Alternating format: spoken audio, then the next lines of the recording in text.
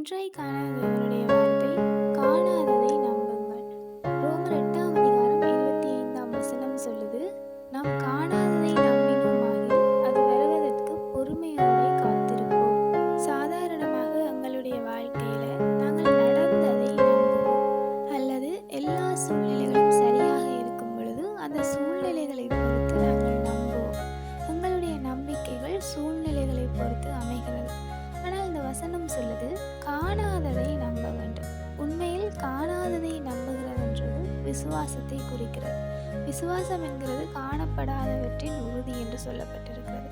ஆகையால எங்களுடைய நம்பிக்கை என்கிறது சூழ்நிலையை பொறுத்தோ அல்லது காலங்கள் நேரங்களை பொறுத்தோ அமையக்கூடாது. காணாதவற்றை நம்ப வேண்டும்.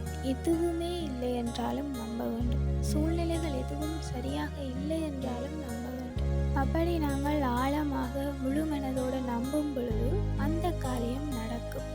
ஆகையால நாங்கள் எப்பொழுதுமே காண்கிறதை நம்புகிறவர்களாக இல்லாமல் காணாதவற்றை நம்புகிறவர்களாக இருக்க வேண்டும். நாங்கள் தேவனை காணவில்லை, ஆனாலும் அவரை நம்புகிறோம், அவரை விசுவாசிக்கிறோம்.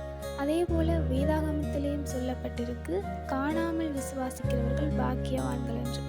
ஆகையால நாங்கள் ஒரு காரியத்தை சூழ்நிலையோ கால நேரங்களை பார்த்தோ நம்பாமல், எதுவும் இல்லை என்றாலும் கூட தேவனை நோக்கி பார்த்து நம்பும் பொழுது அந்த காரியம் எங்களுக்கு கைகூடி வரும். ஆகையால நாங்கள் காணாதவற்றை நம்புவோம். அப்படி நாங்கள் நம்பும் பொழுது பொறுமையோடு அதற்காக காத்திருக்கிறவர்களாகவும் இருப்போம். ஆகையால காணாதவற்றை நம்புங்கள், நம்பியதை காண செய்வார். Have a hopeful day.